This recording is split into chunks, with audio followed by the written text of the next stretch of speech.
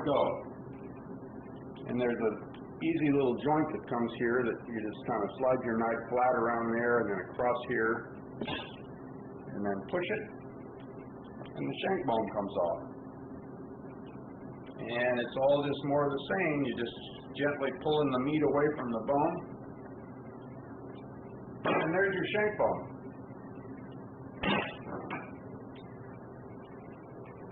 And let's see, while we're at that, I want to show you something about a deer bone that's pretty interesting to anybody that ever pays attention. It's got a gentle curve to it, and that's unique to deer. Deer have that, and no other domestic animals have that, because it helps them jump. So anyway, here we are. We've got the rest of this shoulder bone to come out. I guess you'd call it an arm bone is what it would be. I think, what do they call this in a human being? We've got the radius and the ulna, and I don't know which is which. So here we go. We've got the front shoulder is all boned out, and there's some good parts to this. The shank part can be in ground deer or stew meat. And there's some other parts in here that you can kind of seam off. There's a part on the side here that's called a mock tenderloin, because it looks a little bit like a tenderloin. You got a good imagination. It's not tender, but it looks like one. Makes a nice piece of stew. And there's some seams you can kind of take off here.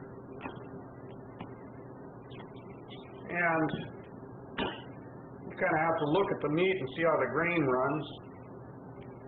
Runs like this. You could actually cut some nice little steaks off of this. Be nice to use a bigger knife, but anyway, there they are. And that will run down to where it angles off in a different direction. And this part that angles off in a different direction is what's known as a flat iron. If it's a beef, they use this. People cut steaks out of these. But in our case, we'll probably just leave it as a chunk for stew meat or for grind.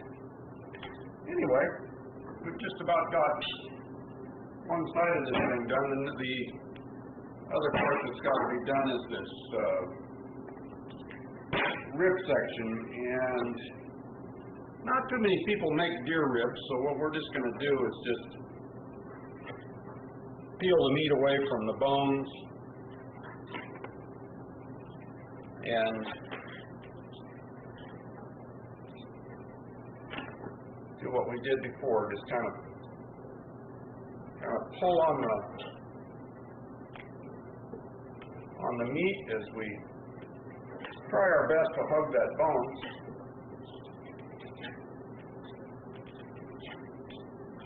And like I said, this looks wasteful, but if you were going to take it to a locker plant to have it done,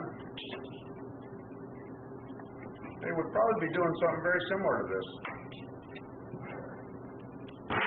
And that's about as far as I will take that. I'll just call that good, and that stuff's going to go to the dogs. And we've got a pretty nice pile of meat for grinding.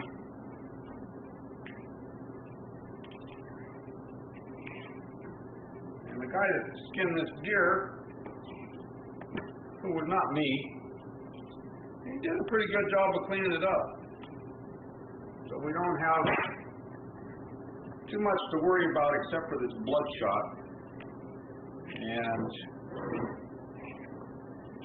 that's the tedious part of cutting deer. That's the part that every meat cutter that cuts deer just hates dealing with this bloodshot. Well, you just kind of have to be ruthless and cut it away because it's really not good for anything.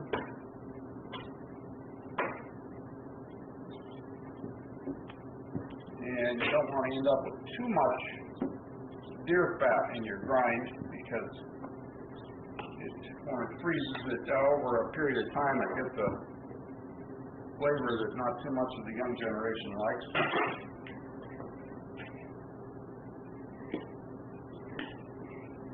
So your options when you've gone this far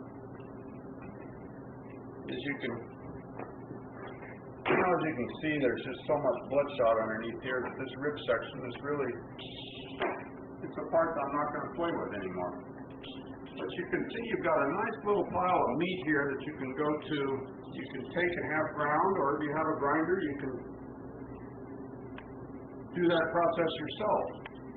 And we've got down here, we've got these nice little backstrap pieces that can be, like I say, either steaks or,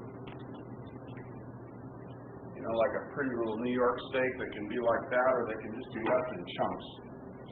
And you got these two nice fillets that are good, just cooked all kinds of ways. And I could do this other shoulder or this other leg, but I think you have the gist of this right here. And I think we'll call that good. So we do another segment. Thank you.